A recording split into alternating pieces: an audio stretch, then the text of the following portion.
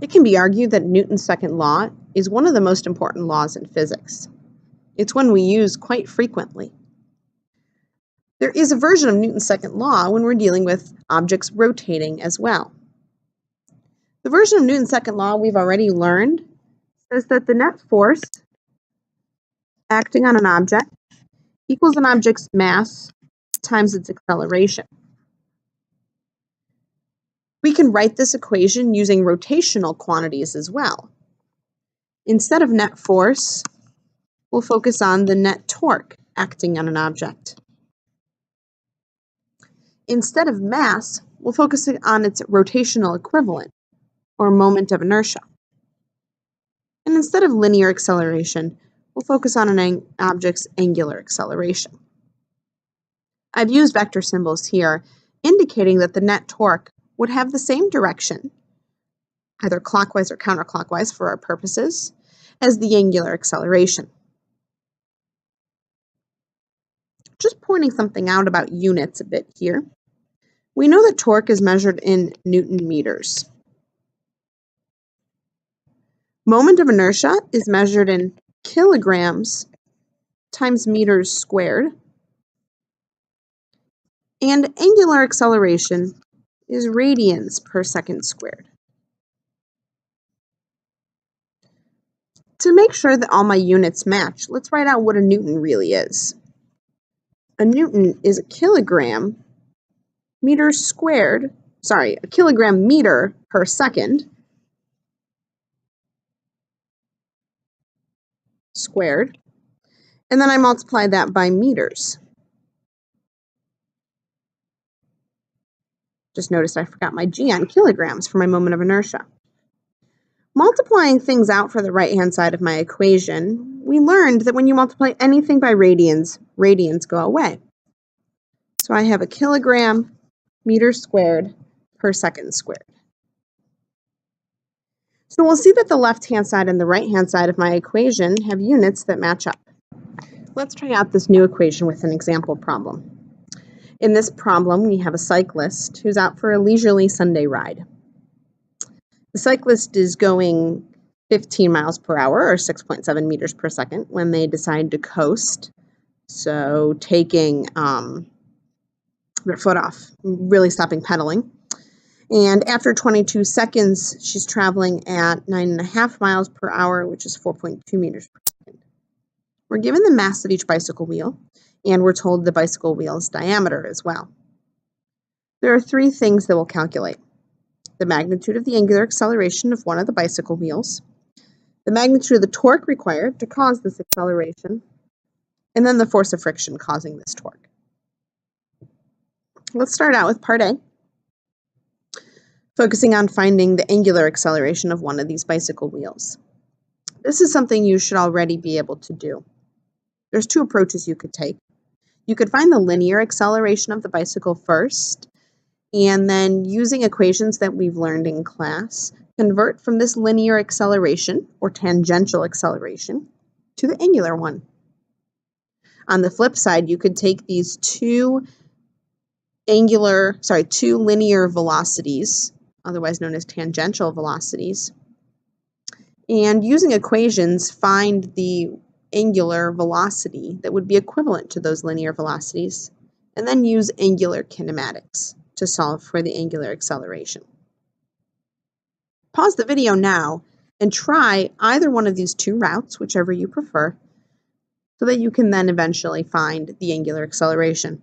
Once you've found that angular acceleration, unpause the video and check your answer.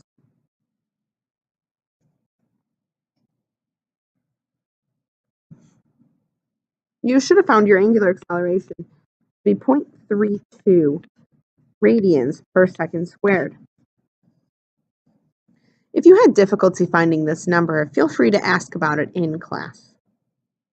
One of the big things to notice is that what is given to you is the diameter of the bicycle wheel, not the radius.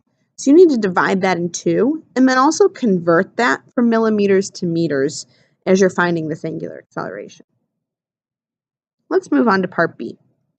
Part B asks about the magnitude of the torque required to cause this acceleration. Really what I'm looking for here is the net torque that's required. And we just learned that that net torque is equal to the moment of inertia times the angular acceleration. To be able to complete this problem, we then have to calculate the moment of inertia. If I think about a bicycle wheel, I have an outer rim that has the majority of the mass of the bicycle wheel, and then I have some spokes traveling through a center point, and that center point is my axis of rotation. Because those spokes are generally very small and lightweight, this object could be modeled as a hoop. And if I refer to my moment of inertia chart, a hoop or thin cylindrical shell has a moment of inertia equation of mr squared. So we'll use that equation, I equals mr squared, to calculate the moment of inertia of each of these wheels. I'm told the mass of the wheel is 2.6 kilograms. Diameter is 700 millimeters. So when I plug that in, I'll plug in my 2.6 kilograms. And again, I have to divide the diameter in 2 to get 350 millimeters, or 0.35 meters. Plugging those numbers into my calculator, I find the moment of inertia to be 0.32 kilogram meters squared. I can plug that into my net torque equation and multiply that times my angular acceleration to find my net torque. The value that I get is 0.10 Newton meters. In this problem specified, I was just looking for the magnitude, so I don't need to worry about its direction. Lastly, I'm asked to find what force of friction causes this torque. This torque is caused by the force of friction because if we didn't have friction, I wouldn't really be able to pedal or go anywhere on my bike. That force of friction is the only thing applying a torque here.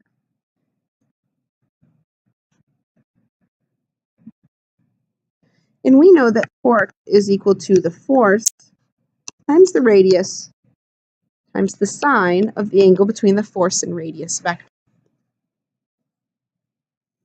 Again, if this were my wheel, and here's the ground, my radius vector would start at my axis of rotation and point downward. Thinking about the direction of this force of friction can be a little tricky. I like to think of it as if what would happen if I didn't have friction.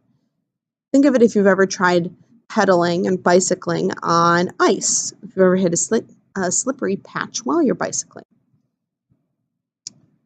That wheel would really want to travel forward. It would want to slide in relation to the ground in the forward direction. So friction must be preventing that. That means friction acts in the opposite direction. So there's my force of friction. If I were to move those two vectors to be tail to tail, you'd see that the angle between them is 90 degrees. So my force of friction is equal to the torque caused by friction divided by the radius, because the sine of 90 degrees is 1. That torque of friction is 0.10 Newton meters, and the radius of my tire is 0.35 meters. If I plug that in my calculator, I find that the force of friction is equal to 0.30 newtons. If you have any questions about this problem, feel free to ask them in class. We'll continue to do some example problems and get more practice with this Newton's second law in rotational format in the next few days.